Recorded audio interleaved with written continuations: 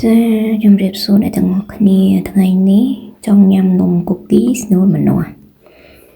នំ cookies ស្នូលម្នាស់បែបតៃវ៉ាន់គេហៅនំម្នាស់តៃវ៉ាន់នោះ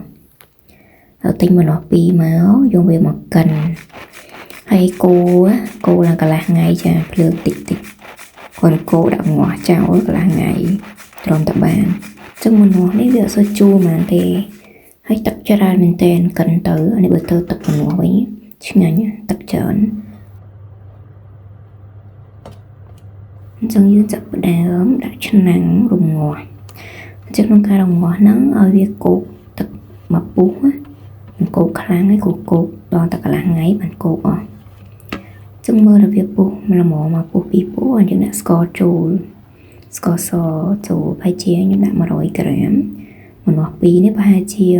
800ក្រាមកិនទៅ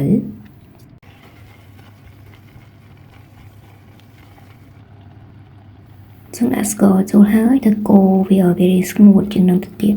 ឲ្យវារីងទឹកអស់មកខ្ញុំចាប់ផ្ដើមដាក់ប៊ឺសាបចូលឲ្យវាមានរសជាតិឆ្ងាញ់ហើយឲ្យសាច់វានឹងល្មួតល្អចឹងណាតែនេះខ្ញុំបានដាក់ក្រូចឆ្មាទេធម្មតាឲ្យដាក់ក្រូចឆ្មាមកចំណិតអីចឹងទៅវាមានជាតិជូរហើយនេះគឺកូរបានកន្លះថ្ងៃនេះ4-5ម៉ោងបើភ្លើងតិចកូររហូតព្រោះខ្លាចវាខ្លោចទៅវាស្ងួតទឹកបានខ្លះហើយនេះតែខ្ញុំមើលថាកូរទីទៅវាមានចេញទឹកទេខ្ញុំអាចបិទភ្លើងបានហើយយកវាមកចាក់ដាក់ចានទុកឲ្យត្រជាក់ចានម្នាស់ពីរគឺធ្វើបានមួយចាននេះឯងចឹងខ្ញុំវាឲ្យវាស្ដើងឲ្យវាឆាប់ត្រជាក់តោះមកខ្ញុំត្រូវលុញវាមូលទៅល្មមដើម្បីយើងដាក់នៅក្នុងម្សៅនំកូគីរបស់យើងចឹងណាចឹងម្នាស់នេះពេលណាដែលវាស្ងួតល្អយើងដុតនំកូគីទៅវាអត់មានបែកចេញទឹកល្អិតទៅលើនំកូគីទេគឺវាស្ងួតល្អតែនេះខ្ញុំធ្វើដំបូងខ្ញុំគិតថាវាស្ងួតហើយប៉ុណ្ណឹងតែគាត់ថាវារៀងទន់អញ្ចឹងណាវារៀងទន់តិចម្សៅខ្ញុំបានធ្វើហើយម្សៅនំកូគីតែបានថតម្សៅទេហើយដាក់ចូលទូទឹកកកទៅវារៀងរឹងអញ្ចឹងណាចឹងត្រូវទុកខាងក្រៅសីតុណ្ហភាពធម្មតាសិនឬក៏បើយើងប្រញាប់យើងដាក់ចូល microwave ហើយជា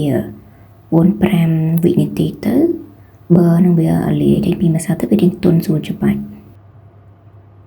ដោយសារតែនេះជាលើកទី1ដែលរៀនធ្វើខ្ញុំធ្វើ snow ម្នាស់វារៀងធំណាហើយ snow ម្នាស់រៀងធំចឹងទៅហើយម្សៅខ្ញុំធ្វើ